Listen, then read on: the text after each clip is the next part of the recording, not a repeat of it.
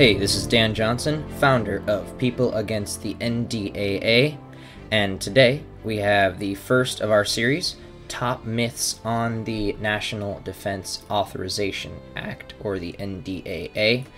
I want to cover the first myth today, that it does not affect U.S. citizens. This is the most prevalent myth of the NDAA. This has been repeated by congressmen such as former Congressman Allen West. This has been repeated by people such as Dianne Feinstein the first time she had this is actually another Feinstein amendment. And we covered the newest Feinstein amendment in our last update. But the old Feinstein amendment has a lot of politicians, popular figures, leaders, news outlets, etc., saying that the NDAA does not apply to United States citizens. So let's look at the basis of their myth. The basis of their myth is Section 1022(b)(1).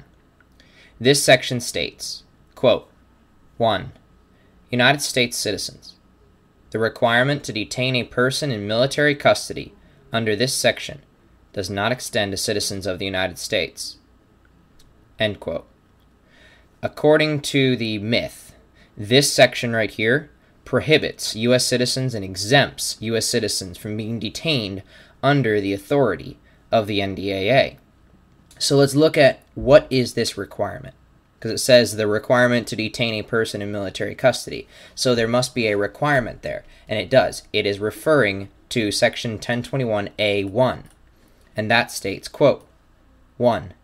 In general, except as provided in paragraph 4, the armed forces of the United States shall hold a person described in paragraph 2 who is captured in the course of hostilities authorized by the authorization for use of military force in military custody pending disposition under the law of war. Basically, it is saying that the military can detain someone pending disposition under the law of war. And not just can, but shall hold, which means must hold a person. So, going back to the caveat, or the Feinstein Amendment to the 2012 NDAA, United States citizens. The requirement to detain a person in military custody, that's that requirement that the military must detain someone, does not extend to citizens of the United States. This sounds like American citizens are exempt. Perfect. Except they're not.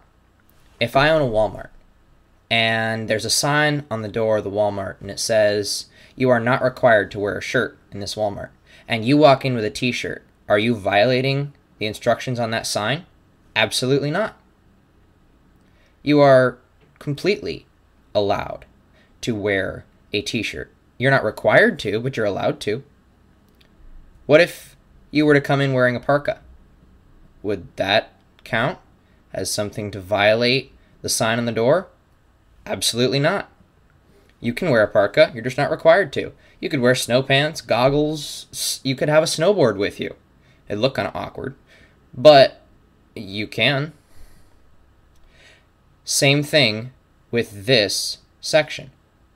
The requirement to detain a person in military custody does not extend to citizens of the United States.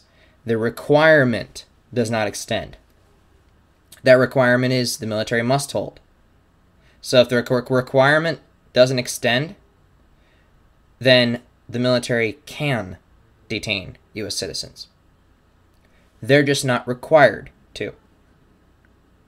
So the requirement doesn't extend to you, but the option sure does. The requirement for U.S. citizens to be detained under NDAA 2012 does not extend to U.S. citizens, but the option still exists. If you're a non-citizen, well, the military must or shall hold you. But if you are an American citizen, the military has that option of selective enforcement. And that is Top Myths about the 2012 NDAA. It does not affect U.S. citizens. It absolutely does. Thanks for joining us. Talk to you next time.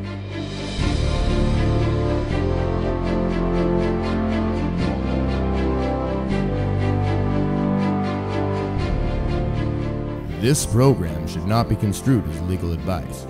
Check your local laws and regulations before engaging in any of the activities recommended here. This has been a program of People Against the NDAA.